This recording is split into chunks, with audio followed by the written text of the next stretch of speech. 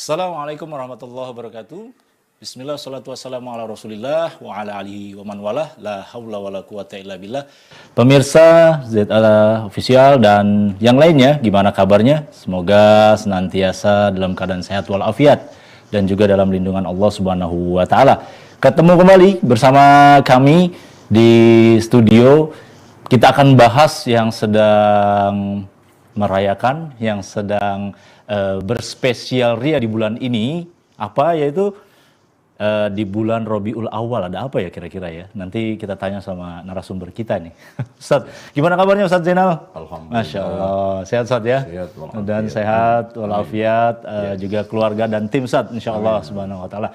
Baik, kita akan bincang serius bersama beliau Ustadz kita, Ustadz Zuna, Ustadz Dr. Zainal Abidin LCMM Hafizahullahu Ta'ala. Kali ini temanya tentang inilah, bisa dibaca, inilah dasar perayaan Maulid Nabi. Yang belum tahu, kita kasih tahu. Gitu Ustadz, yang belum tahu, kita kasih tahu. Dasar perayaan Maulid Nabi, ada loh dasarnya, kayak apa? Nanti kita tanya beliau. Baik, di bulan Rabiul Awal, hampir nggak kalah seru dengan Ramadan, Ustadz, puasa, terus juga Syawal dengan Idul Fitri, terus Zulhijjah ya Ustadz ya, dengan Idul Adha, Haji, Kurban. Ini luar biasa besar-besaran yang semua kita ngaku cinta kepada Rasulullah SAW. Nah Ustadz, sebenarnya ini tanggal kelahiran Nabi itu sahih Ustadz, 12 Rabiul Awal Ustadz. Itu gimana Ustadz? Ya. Assalamualaikum warahmatullahi wabarakatuh. Alhamdulillah wassalatu wassalamu ala rasulillah wa ba'd. Ya. Tidak ada satupun ahli sejarah yang mengklaim secara akurat. Oh ya? Ya. Dan siapa yang mengklaim itu pasti lahirnya Rasulullah telah membuat konklusi yang salah atau membuat pijakan secara yang salah. Oh begitu. Makanya di sana ada perbedaan yang sangat variatif tentang kapan lahirnya Rasulullah, tanggal berapa. Kalau hari Senin sepakat. Hari Senin sepakat, harinya sepakat ya Ustadz ya? Harinya sepakat. Dan itu wajar karena Rasulullah ummi. Belum kenal hisab, ya tidak kenal hitungan. Makanya beliau sendiri mengatakan, inna ummatun ummiyatun la naktub wa la nahsib. Kita ini adalah umat yang ummi, tidak menulis dan juga tidak menghisab. Makanya ketika menentukan tahun pun tidak berdasarkan bilangan. Tahun gajah. Tahun gajah, ya. Tahun hilful fudul, ada sumpah setia ketika itu aja. Ya.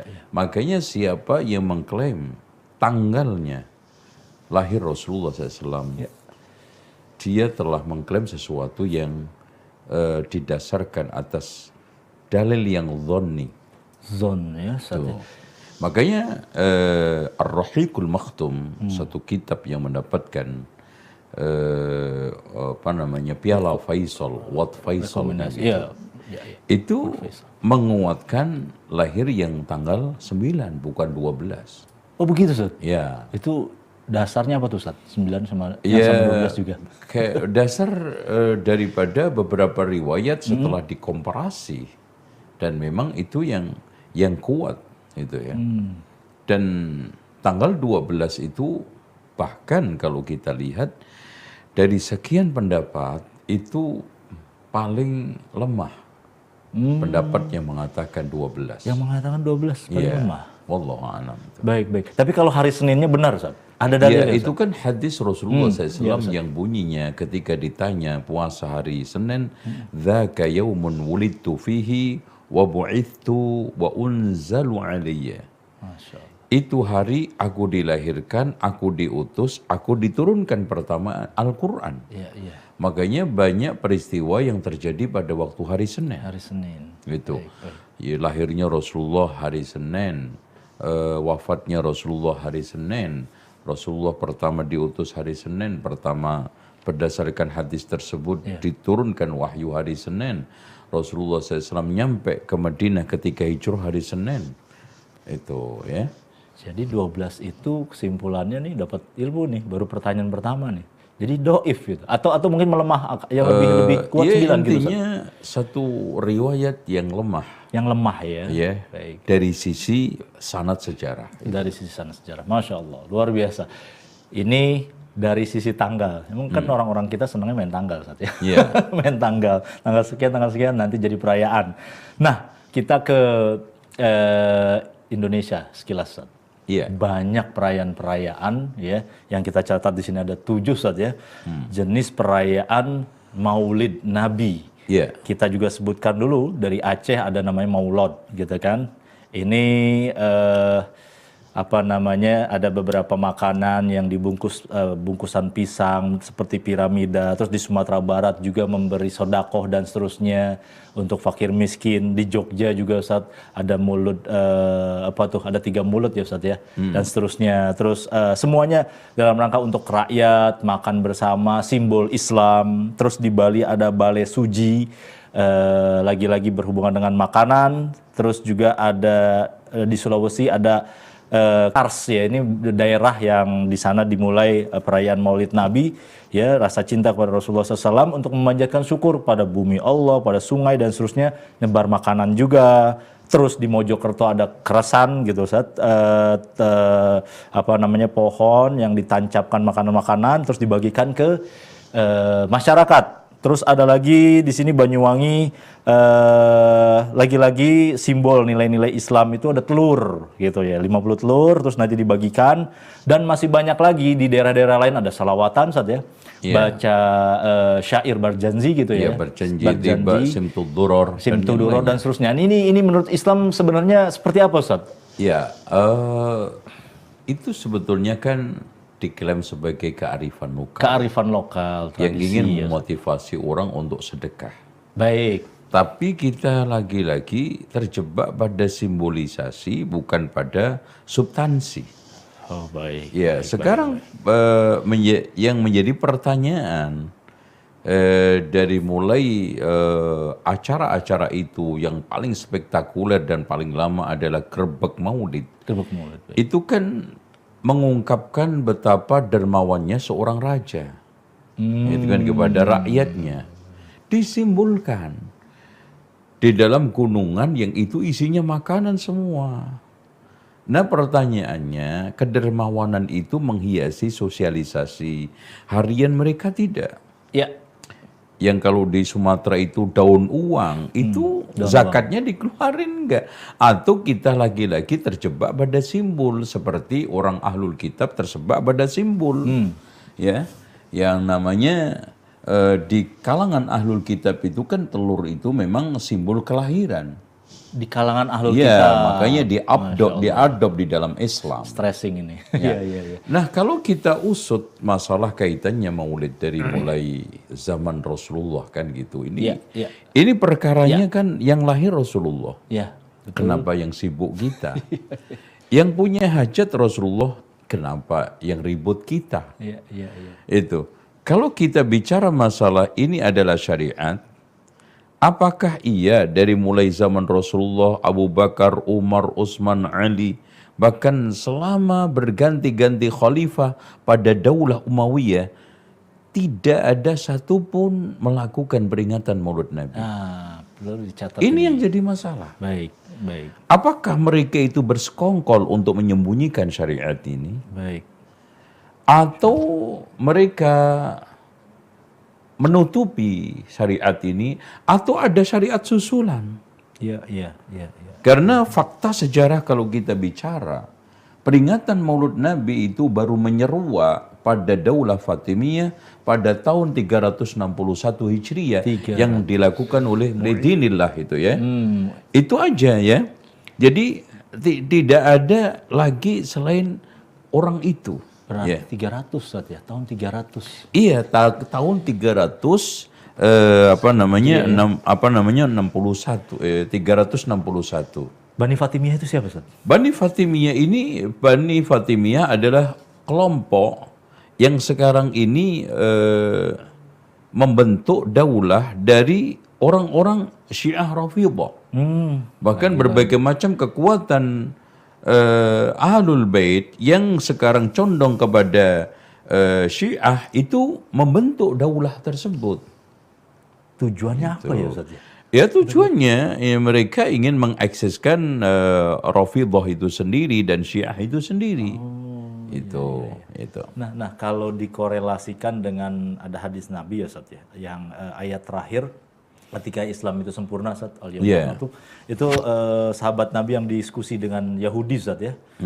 Kalau seandainya ayat ini turun pada kaumku ini, maka harinya akan aku jadikan hari raya. Terus korelasinya dengan Syiah yang memunculkan Maulid ini, ada gak korelasi antara Yahudi dengan Syiah Ustaz, yang suka perayaan begitu Ustaz? Nampaknya. Kalau kita masalah kaitannya dengan perayaan, itu kan jelas datang dari orang-orang ahlul kitab, terutama Yahudi. Makanya ketika turun ayat Al-yawma akmaltu lakum dinakum wa atmamtu alaikum ni'mati wa raditu lakumul Islam madina. Itu orang Yahudi datang kepada Umar. Wahai Umar, ada satu ayat. Kalau ayat itu turun kepada kami, harinya saya jadikan perayaan. Itu. Jadi kalau kita itu usut-usut, ini semua berangkat dari tasyabuh. Dari peniruan, dari adopsi dari agama lain. Dan perlu ketahui bahwa mu'iz lidinillah tadi, Khalifah Daulah Umayyah yang jelas punya stressing kuat kepada Syiah, itu ini orang yang paling terpengaruh dengan filsafat Yunani, gitu loh. Iya, sehingga dialah yang menggagas banyak maulid. Ada maulid Nabi, ada maulid Fatimah, ada maulid Ali, aduh macam-macam. Gitu. Dan itu dijadikan sebagai wahana untuk kolaborasi antara raja dengan rakyat. Dijadikan sebagai media. Memang kumpulnya raja dengan rakyat itu di hari-hari peringatan-peringatan tersebut itu sakral, eksotik, dan merupakan satu pertemuan yang ditunggu-tunggu oleh semua masyarakat. Apalagi makanannya kan gitu. Orang dari masa ke masa itu kan makanan itu nomor satu. Problem makanan itu utama. Makanya Nabi Adam terusir dari surga juga gara-gara makanan kan gitu. Bubar karena makan. Berarti kayak tadi tasyabuh Syiah, tasyabuh sama Yahudi. Nah, Syiah ini banyak bikin perayaan Ustaz. Nah, sebenarnya tujuannya untuk pertemuan rakyat, dan sampai ke sini nih Ustaz, sampai sekarang kepada kaum muslimin. Apa bumbu-bumbu atau dalil-dalil yang mereka kutip untuk menguatkan sehingga sampai merayakan seperti ini Ustaz? Di awal mereka itu hanya sekedar kebiasaan yang tidak mencoba untuk membenarkan dengan dalil. Baik. Gak ada satupun, terutama al-mu'iz lidinillah, itu nggak pernah ada singgungan dengan dalil, dan nggak pernah mereka itu membenar-benarkan dengan dalil. Namun di generasi setelahnya, berikutnya, apalagi sekarang, itu banyak mencoba untuk mengkait-kaitkan dengan dalil, kan gitu. Ya, di antara dalil yang paling sering mereka putar ulang adalah tadi itu. Ketika Rasulullah SAW ditanya puasa hari Senin. Baik. Itu hari aku dilahirkan, tapi kan itu aku hari diutus. Aku juga diberikan wahyu Allah turun, aku juga mati. Kan gitu. Kenapa nggak dikasih peringatan kematian sekalian? Setiap hari Senin gitu. Iya. Terus kemudian perkara agama sesakral ini, sekolosal ini, masa iya Jibril tidak menyampaikan kepada Rasulullah yang itu adalah wahyu dari Allah Subhanahu wa Ta'ala, dan bandingkan hanya sekedar kotoran yang ada di bawah sandal Rasulullah yang beliau tidak tahu bahwa itu najis, diberitahu Jibril. Itu. Bukan sekarang kita semata-mata laukana khairun la sabaquna ilaihi. Andaikan itu baik, maka Rasulullah akan mendahului. Bukan itu stressing kita. Baik. Stressing utama pertama kita kan seperti ini. Kalau itu merupakan satu kebaikan kolosal dan sakral, kenapa Rasulullah SAW tidak memberitahu kepada kita? Ya, ya, ya, ya. Tidak diberitahu oleh Abu Bakar, Umar, Utsman, Ali. Tidak juga diberitahukan oleh sekian ribu sahabat dan sekian ribu tabi'in.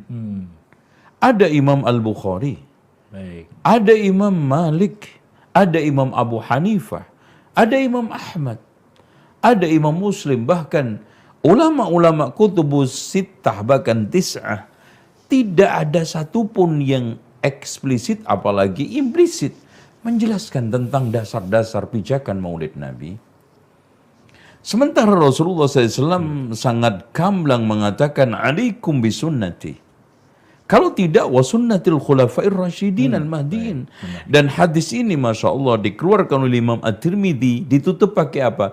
Iyyakum wa muhdatsatil umur fa inna kulla muhdatsatin bid'ah fa inna kulla bid'atin dhalalah wa kulla dhalalatin finnar. Seakan Rasulullah memberikan konklusi kepada kita, apapun yang tidak diajarkan oleh Rasulullah dan tidak ditetapkan menjadi dasar-dasar agama atau kaidahnya oleh Khulafaur Rasyidin, maka termasuk muhdas, diada-ada. Nah, sudah diprediksi Ustaz, ya? Iya, itu kan gampang untuk disimpulkan.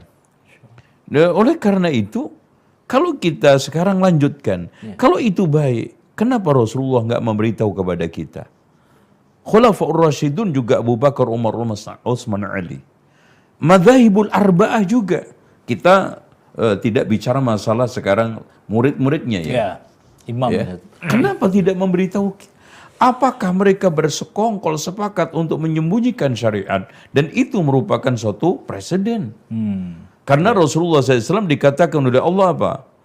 Ya ayyuhar rasul balligh ma unzila ilaika min rabbik. Wahai Rasul, sampaikan semua apa yang telah diturunkan kepadamu dari wahyu Allah. Makanya Rasulullah SAW sendiri menegaskan dalam hadis Muslim kan. Ya.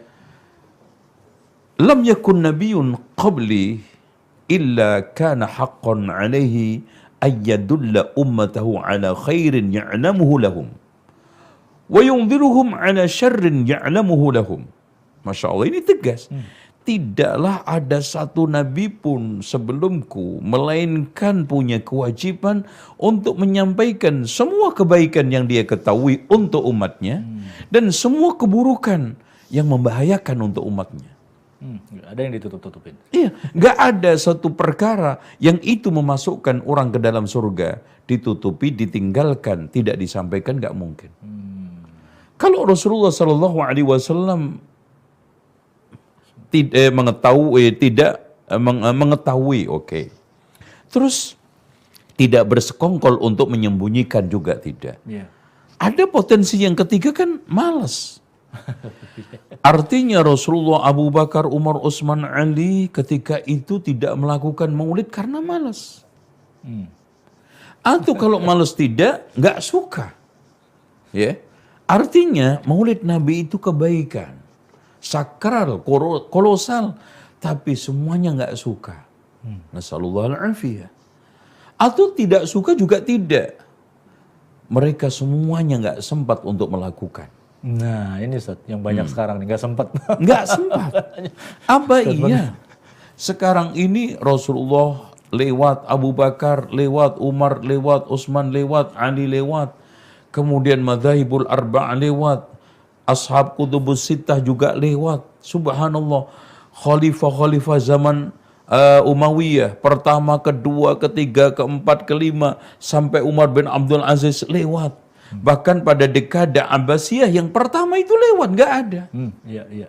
Baru pada masa Al-Mu'izz lidinillah tahun 361 muncul. Itulah. Cuma buat acara biasa bahkan tadi ya. Iya, makanya di sini kan kalau kita sekarang berbicara masalah tidak ada di zaman Rasul itu kan tidak ada kaedahnya. Ya. Mana sekarang kaidahnya? Tidak ada dalilnya. Mana sekarang dalilnya? Tidak ada contohnya. Mana sekarang pelaksanaannya? Makanya kalau kita bicara seperti itu landasan, maka kita sekarang ini agama atau bukan? Ya. Kalau kita bukan bagian dari agama, udah. Itu kita peti eskan, kita tidak bahas, kita tidak sampaikan, dan juga kita tidak hidup-hidupkan. Apalagi sekarang ini mengeluarkan biaya Ya. ratusan juta bahkan miliaran. Dan dijadikan sebagai acara spektakuler, kolosal, dan sakral. Apakah itu semuanya? Terus kemudian kita katakan tidak bagian daripada agama, bukan bagian daripada Islam. Ya. Kenapa umat kita sibukkan untuk hal itu? Kenapa duit umat ini kita sedot? Kalau rentetan ini semuanya kita tidak bisa menjawab. Artinya kalau sekarang Rasulullah SAW tidak mengetahui itu kebaikan. Ya. Rasulullah SAW dan para sahabatnya juga tidak ada yang bersekongkol untuk menutupi kebaikan itu. Dan Rasulullah dan sahabatnya juga tidak ada yang tidak menyukai kebaikan itu. Baik. Tidak malas juga. Tidak sempat juga enggak. Makanya yang sekarang paling patut untuk kita ucapkan adalah karena tidak ada kaedahnya, tidak ada dalilnya, tidak ada contohnya, sehingga Rasulullah SAW tidak memasukkan bagian daripada syariat, sehingga Rasulullah tidak mencontohkan, Rasulullah SAW juga tidak memberikan landasan, dan juga para ulama ahli sunnati wal jamaah yang hidup pada zaman khairun nas tidak punya kaedah tersebut. Masya Allah. Luar biasa. Nah, tadi dibilang gini Ustaz, kan nggak sempet. Ya itu kan Rasul. Kita kan umatnya, kita tahu diri dong. Masa Rasul yang mulai kita dong umatnya untuk wujud mencintai Rasulullah, maka kita rayakan itu. Iya, Kenapa seperti itu argumen yang sangat konyol ya. Karena kita ini kan sedang bicara masalah syiar, sedang bicara masalah landasan. Sedang bicara masalah itu apakah kebaikan punya landasan, punya dasar, punya akar, kan gitu. Ya. Lah kalau sekarang itu dijadikan sebagai ungkapan cinta kita kepada Rasulullah, cinta kepada Rasulullah itu kan harus beraturan. Ya, nggak bisa dong kan kita mencintai Rasulullah sesuka kita. Ya, bagian daripada ungkapan cinta saya kepada Rasulullah adalah saya jogetan dengan membaca sholawat. Kan nggak bisa seperti itu. Ungkapan cinta saya kepada Rasulullah membaca sholawat sesuka-sukanya, mau sholawat itu diajarkan Rasulullah SAW atau tidak. Nggak bisa kan. Karena kaidahnya Rasulullah SAW menegaskan man ahya sunnati faqad ahabbani. Baik. Siapa yang menghidupkan sunnahku maka telah mencintaiku. Baik. Jadi ada keterkaitan kuat antara ittiba dengan cinta. Itu kan gitu. Ya. Gak mungkin orang itu mencintai tanpa ittiba, dan gak mungkin orang itu ittiba tanpa mencintai. Baik. Makanya Rasulullah SAW ditegaskan oleh Allah, Qul in kuntum tuhibbunallaha fattabi'uni. Jadi ittiba ini bukan hanya sebagai akar cinta, bahkan akar cinta kita kepada Allah Subhanahu wa taala. Ya. Itu. Jadi kalau sekarang kita itu mengklaim itu adalah ungkapan cinta, itu ekspresi cinta, oke, kita terima, bahkan itu harus. Ya. Karena bagian daripada kita itu bersyahadah Muhammadur Rasulullah adalah mencintai Rasulullah SAW. Benar. Tetapi cinta itu harus ada landasan akarnya. Apa? Ittiba. Bahkan cinta dan ittiba itu bisa saya katakan seperti kedua sayap burung. Kalau tidak ada salah satunya maka tidak akan bisa terbang.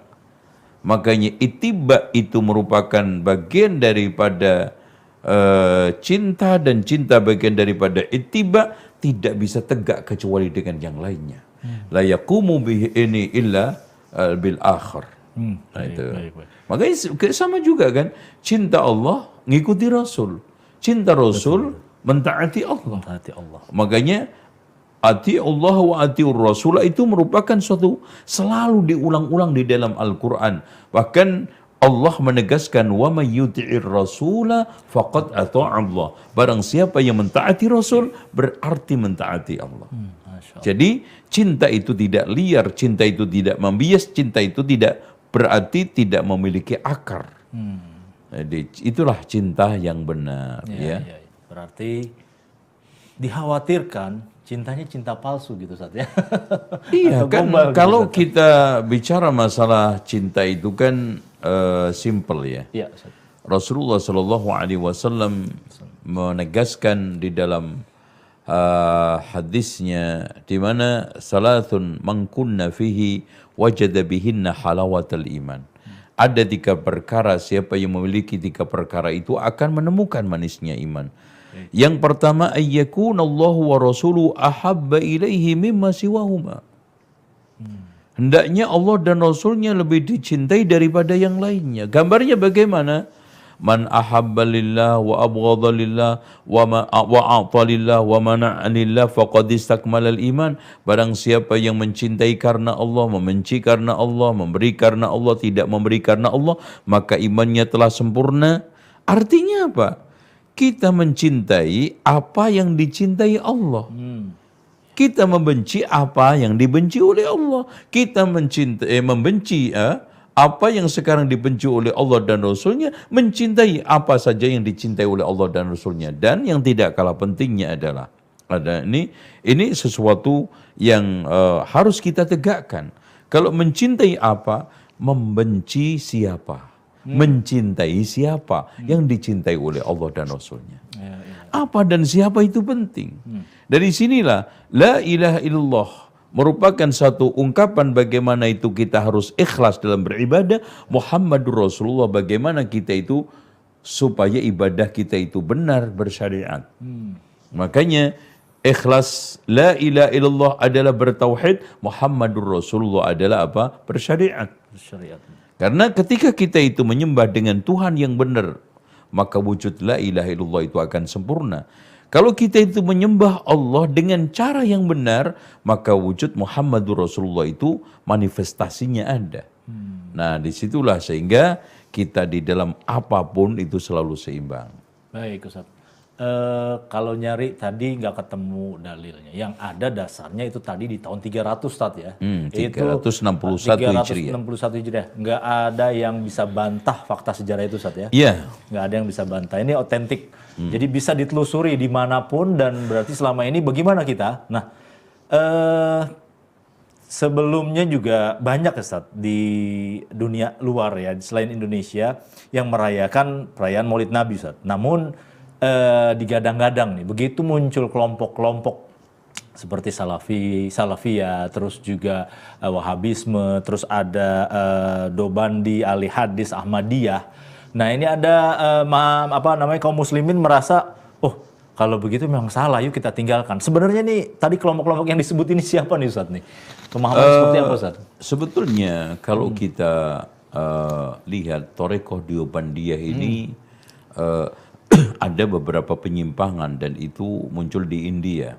Memang dari sisi fikih dan beberapa pengamalan ada sisi-sisi yang memiripi atau bersesuaian dengan dakwah salafiyah, tetapi penyimpangannya sangat dahsyat.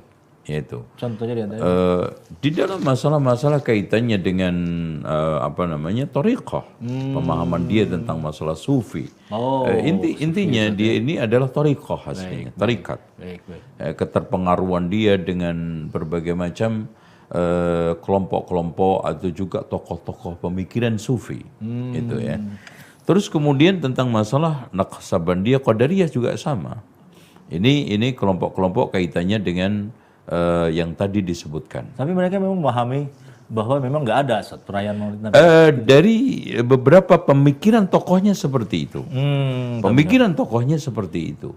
Makanya saya katakan tadi, ada beberapa sisi pemikiran yang sesuai dengan manhaj salaf, yaitu anti mereka terhadap bid'ah, anti mereka terhadap maulid Nabi. Oh, Masya Allah. Termasuk Ahmadiyah Ustaz ya? Kalau Ahmadiyah itu kan jelas menyimpang, menyimpang. Dia memang nabinya lain begitu saja. Nabinya. Begini Ustaz, ada juga sumber yang mengatakan bahwa mungkin nggak tahu ya apa baca apa enggak, tadi dasarnya 361 yang pertama kali memunculkan untuk mengobarkan semangat jihad yaitu Salahuddin Al-Ayyubi, yaitu Muhammad Al-Fatih. Bagaimana Ustaz? Ya sebetulnya kan gini, setelah menyeruak di dunia Islam, dipelopori oleh Al-Mu'izz lidinillah tadi itu, akhirnya peringatan ini dipandang oleh sebagian kelompok baik. Makanya di antaranya kalangan ahli sunnah yang melakukan pertama kali adalah Al-Malik Mudhaffar. Baik. Ya. Adapun sekarang ini kalau Salahuddin Al-Ayyubi mengobarkan semangat jihad melalui peringatan Maulid Nabi, saya belum mendapatkan satu teks yang eksplisit. Ya. Mungkin saja ya yang ditemukan itu Salahuddin Al-Ayyubi memanfaatkan suasana. Tetapi apakah sekarang ini peringatan itu? Ya. Itu satu. Sama seperti kita sekarang ini, ada hari libur kita manfaatkan. Libur apa saja nasional. Kan gitu. Kita motivasi umat, kita ajak untuk ngaji. Karena kesempatan lain mereka sibuk, itu saja. Tidak lebih. Tapi kembali lagi, intinya seperti yang dikatakan oleh Imam Malik kan gitu. Kullun yu'khad wa yutrak min qawlihi illa sahibu hadzal qabr. Masing-masing orang bisa diambil dan ditolak pendapatnya kecuali yang punya kuburan ini. Itu yang harus kita pegang. Seandainya sekarang ini ada jutaan manusia selain Rasulullah menentang qala Allah, qala Rasul, maka yang kita ambil adalah qala Allah dan qala Rasul. Jangankan sekarang ucapan Rasulullah, ketetapan dalil, dilawankan dengan mereka, dilawankan dengan ucapan Abu Bakar, Umar aja nggak bisa. Ya. Itu. Makanya Abdullah ibnu Abbas tegas mengatakan, hampir-hampir hujan batu turun dari langit sebagai adab ke atas kalian. Bagaimana saya katakan qala Allah, qala Rasul, kalian katakan qala Abu Bakar, Umar. Nah itu. Ya. Jadi kita juga harus hati-hati ya. Syariat ini kan syariat saja, ujungnya kan pahala, insya Allah surga saja ridha Allah. Nah kalau dengan mungkin tidak tahu ya, atau bodoh lah ya, dengan santai mengatakan ya sudah sekarang derajatnya kita turunin jadi tradisi aja. Oh tradisi nggak usah lah gampang-gampang ngomong bid'ah begitu Ustaz. Ya simple jawaban kita. Kalian melakukan itu di dalam rangka untuk cari pahala tidak? Ya. Kalau iya, mana mungkin kita itu mencari pahala dari sesuatu yang bukan ibadah? Insya Allah. Apapun sekarang dia menamainya, al-ismu ya la yunafil haqa'iq. Nama itu tidak akan melenyapkan hakikatnya. Untuk apa sebuah nama tetapi hakikatnya akhirnya bertentangan dengan nama itu? Contoh sekarang kita kasih nama minuman segar, minuman sehat, ternyata mabuk. Ujungnya apa? Khamr. Apapun namanya, dinamai dengan nama-nama yang gemerlap, itu berbintang, mungkin whisky, mungkin kepala topi miring, dan yang lainnya. Ujungnya adalah apa? Mabuk kan gitu. Sekarang untuk apa kita sekarang tertarik dengan nama, bunga macam-macam, tapi ujungnya adalah riba. Sekarang ngeles kan gitu. Itu namanya kalimatul haq yuradu bihal batil. Seperti yang dilakukan Khawarij kepada Ali. Ketika mengatakan inil hukmu illa lillah. Untuk apa? Menolak Ali. Begitu juga. Kalimat ini hanya ingin membenarkan kebid'ahan dia supaya bisa diterima orang awam. Kita hanya melakukan tradisi, kita hanya melakukan adat biasa seperti makan minum. Seperti berladang, bercocok tanam. Salahnya di mana? Gitu. Berarti memang awalnya juga kearifan lokal tahun segitu Ustaz ya, 300 sekian ya. Jadi bukan berdasarkan syariat ya. Main Ya ngadakan aja intinya kalau kita itu mencoba untuk mengkalkulasi berbagai macam kebid'ahan itu, Iya. awalnya adalah bergulir dari mulut ke mulut, kemudian dilaksanakan, apalagi dipelopori oleh tokoh, disenangi oleh awam. Berjalan bergulir tanpa adanya suatu kesengajaan. Nah kemudian setelah ada stressing yang meluruskan, baru mereka sibuk nyari dalil gitu aja. Iya. Beramal dulu baru nyari dalil. Iya, itu yang seperti itu tuh udah hampir merata pada semua praktek kebid'ahan. Jadi memang agama kita sebenarnya mengajarkan ilmiah ya Ustaz ya.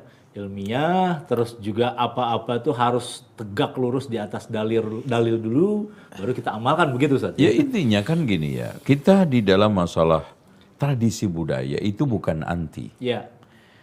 Permasalahannya kenapa kita itu mengupas, membahas.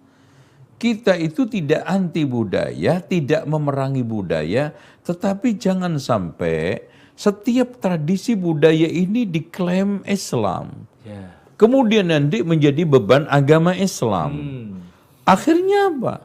Ini Islam bisa meledak nanti. Ajaran yang ada asli aja, itu umat tidak kuat semuanya melaksanakan. Itu? Ya. Kalau sekarang kita tanya, apa ada sekarang satu orang yang bisa mengklaim, mengamalkan semua syariat? Tidak ada. Kecuali Rasulullah, Abu Bakar, Umar, Utsman, Ali, dan mereka yang sudah dijamin oleh Allah masuk surga. Kita ini semuanya tidak ada yang bisa menjamin semua syariat telah kita amalkan. Udah gitu kita bebani tradisi syariat. Ini budaya. Tambahan. Coba. Iya. Pasti nanti ada yang dikorbankan. Ya lagi-lagi yang dikorbankan pasti syariat. Ya. Bukan hanya dikorbankan, nanti dikata-katain. Itu ajaran trans, itu budaya Arab, macam-macam. Sehingga lagi-lagi yang disakralkan, yang didukung, yang disupport, yang disosialisasikan, bahkan disiarkan adalah tradisi. Kemudian supaya mendapatkan pembenaran dan pengikut dibumbu-bumbui dengan tadi. Dalil-dalil dikit. Ya, karena ibarat kata mereka kan ini bir boleh bintang botolnya, tapi diisi kopi teh. Kan salahnya di mana, kan gitu. Masya Allah, luar biasa. Jazakallah ya Ustaz. Nah, berarti Ustaz, untuk mengisi ya amalan sesuai sunnah di bulan Rabiul Awal ini apa aja Ustaz? Oh, Masya Allah ya. Rabiul Awal adalah bagian dari bulan-bulan Islam 12. Ya. Aktivitas kita di dalam bulan itu seperti yang dilakukan Rasulullah. Ya, Rasulullah SAW menegaskan, Allah berfirman, "Man adali waliyan faqad adantuhu bil harb." Siapa yang memusuhi kekasihku, waliku, maka aku akan izinkan berperang dengannya. Wa ma taqarraba ilayya 'abdi bi syai'in ahabba ilayya mimma aftaradtuhu alaih. Tidaklah ada sesuatu yang digunakan seorang hamba mendekatkan kepadaku paling aku cintai dibanding hal-hal yang saya wajibkan. Masya Allah. Saat ini pada waktu bulan Rabiul Awal, ayo semangat. Menegakkan apa yang telah diwajibkan oleh Allah, difardukan oleh Allah. Yang itu adalah pilar dasar untuk menjadi waliullah. Man adali waliyan tadi. Salat berjamaah wajib, menunaikan zakat wajib ya. Ya, di sana kemudian wa ma yazalu 'abdi yataqarrabu ilayya bin nawafil hatta uhibba diyat. Ya. Kalau kita ngeklaim cinta Allah, cinta Rasul tadi itu. Tidaklah seorang hambaku terus-menerus mendekatkan kepadaku dengan yang nafilah, maka aku akan cintainya. Tuh. Jadi meraih cinta itu bukan sekarang ini dengan cara-cara yang tadi. Caranya yang paling bagus, paling tepat adalah setelah kita menegakkan kewajiban agama, menjalankan berbagai macam amalan nafilah. Wa idza ahbabtuhu, ketika aku mencintainya, kuntu sam'ahu alladhi yasma'u bihi. Aku menjadi pendengarannya dia ketika mendengar. Artinya pendengaran ini akan diilhami oleh Allah untuk mendengar hal-hal yang benar. Pendengaran ini akan dibikin tenang oleh Allah di dalam hal-hal kaitannya dengan mendengarkan yang mendatangkan ridha Allah, cinta Allah, kebaikan-kebaikan. Wa basarahu alladhi yubsiru bihi, dan aku menjadi pandangannya ketika aku melihat, ketika dia melihat. Ya. Artinya penglihatan dia ini Masya Allah ya, diarahkan, dibimbing oleh Allah kepada kebaikan, kepada ridha Allah, kepada melihat hal yang sekarang ini halal. Dikuatkan oleh Allah untuk itu. Dan dibikin oleh Allah kuat untuk menghindari, memandang hal-hal yang diharamkan. Dan seterusnya, wa yadahu allati yabtishu biha, dan aku menjadi tangannya ketika dia itu bekerja. Warijlahu alladhi yamshi biha, dan aku menjadi kakinya, artinya tangan kakinya untuk usaha kebaikan, untuk menjalankan kebaikan, untuk mengejar ridha Allah Subhanahu wa taala. Itulah yang dikatakan oleh Rasulullah, al-muslim man salimal muslimuna min yadihi wa lisani wa yadihi, lisan dan tangannya. Itu. Jadi kalau kita jalankan seperti ini, itu jelas. Banyak. Rabbul Awal itu akan ma'mur dengan kebaikan. Nah, yang lebih dahsyatnya ketika Allah Subhanahu wa taala memberikan janji orang yang telah mengamalkan itu semua, wala in sa'alani, ketika mereka meminta kepadaku sesuatu, la'u'tiyanna, aku akan beri. Wala in ista'adzani, kalau minta bantuan kepadaku, la'u'idhannahu, aku akan berikan bantuan. Ini wali Allah. Masya Allah. Ini mereka orang yang menegakkan setiap saat sepanjang bulan. Dari mulai Muharram, Safar, Rabiul Awal, Rabiul Akhir, dan semua bulan, terutama bulan-bulan haram yang telah dimuliakan oleh Allah, kita gunakan untuk ini. Insya Allah kita akan menjadi wali Allah. Penglihatan kita, pendengaran kita, tangan kita akan menjadi kekuatan, akan diberikan oleh Allah kekuatan untuk menegakkan kebaikan, kebenaran. Masya Allah. Dan pada akhirnya subhanallah, gerak-gerik manusia seluruhnya adalah menuju kepada ridha Allah, untuk Allah, kepada Allah, dan karena Allah. Itu yang dimaksudkan hadis tersebut. Masya Allah. Banyak amalan-amalan yang sehari semalam gitu Ustaz ya. Sebulan dan seterusnya. Kita baca Quran juga Ustaz ya.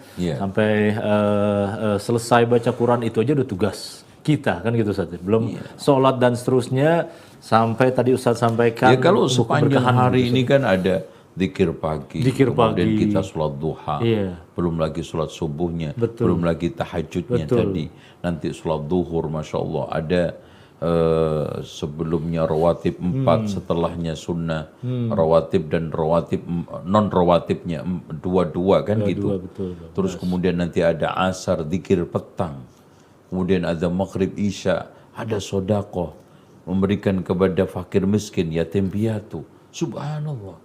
Amaliyah kita nggak usah kait-kaitkan dengan waktu tertentu. Jadi kita bersikap gotong royong hanya simbolik, sedekah hanya simbolik. Kapan ini fakir miskin kenyang? Kita hanya sekarang ini menumbuhkan kedermawanan hanya simbolik, gunungan buah-buahan dan makanan. Kapan hari-hari berikutnya fakir miskin, yatim piatu bisa tersantuni? Benar. Kalau kita kearifan lokal itu kita maknai di dalam alam realita, ya, simbol-simbol itu kita dijadikan perhatian, karena yang paling utama adalah bagaimana implementasi di alam realita, bagaimana makna itu substansinya ada di dalam kehidupan kita, itu yang utama. Gitu, Jadi nggak hanya setahun sekali gitu Ustaz ya. Iya, dan itu simbolik gitu kan gitu. Simbolik, dan itu yakin gunungan yang tingginya mungkin 5 meter, lebarnya mungkin 3 meter, belakang ribuan nggak dapat semua. Iya benar. Dapat cuma 1 apel. Itu dimakan 1 jam habis. Sementara orang miskin ini kelaparan sepanjang tahun. Cukup 1 apel. Tidak. Benar. Itu. Kita yang jadi masalah terjebak kepada simbolisasi tersebut. Tidak kita maknai secara substansial di dalam kehidupan sosial. Itu yang jadi masalah ya.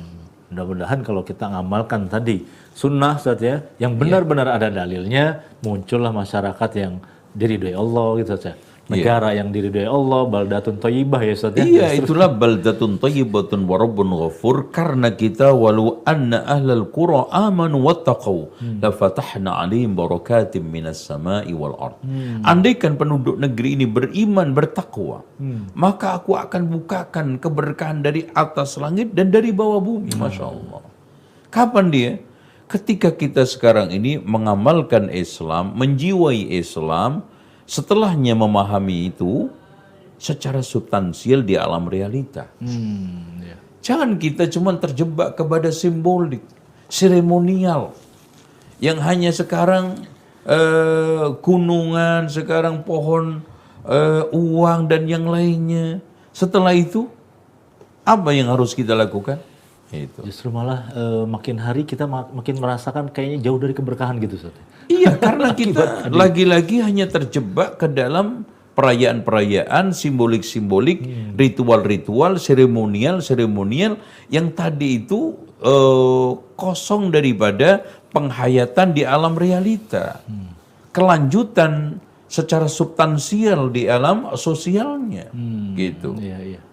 Apakah betul kita sabar di dalam kehidupan sehari-hari? Apa betul kita tenggang rasa dalam kehidupan sehari-hari? Ya, sama juga kita menghafal Pancasila, tapi secara substansial, butir-butir Pancasila itu tidak menjiwai kelakuan kita, tidak mewarnai perilaku kita. Akhirnya apa? Kejebak ke dalam simbolisasi. Masya Allah, Masya Allah. Luar biasa. Untuk penutup, kita berikan beliau kesempatan dan beliau sebagai ahli di nilai-nilai wasatiyah nih. Insya Allah nanti buku beliau juga akan kita bedah. Tapi kita akan kutip kira-kira nilai-nilai wasatiyah apa Ustaz dari pembahasan kita ini yang kita cerminkan dan kita akan amalkan nih Ustaz untuk para masyarakat kita ini. Yang bisa kita angkat di antara sekian 10 nilai adalah tawazun. Artinya apa? Kita itu di dalam beragama itu harus seimbang. Dalam mencintai Rasulullah itu tengah, tawassut. Baik. Tidak hulu berlebihan sehingga memuja-muji Rasulullah SAW keluar daripada kodratnya sebagai seorang manusia. Atau meremehkan, merendahkan Rasulullah SAW juga tidak.